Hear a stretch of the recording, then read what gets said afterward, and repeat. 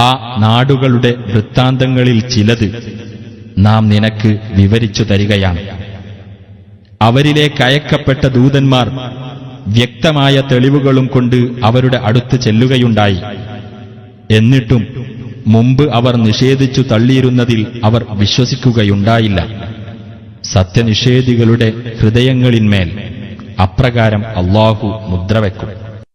അവരിൽ അധിക പേർക്കും കരാറു പാലിക്കുന്ന സ്വഭാവം നാം കണ്ടില്ല.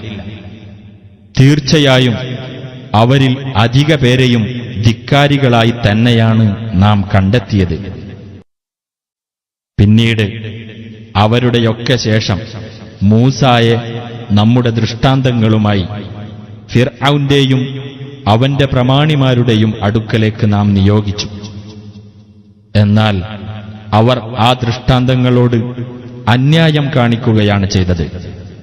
അപ്പോൾ നോക്കൂ, ആ നാശകാരികളുടെ പര്യവസാനം എങ്ങനെയായിരുന്നുവെന്ന്.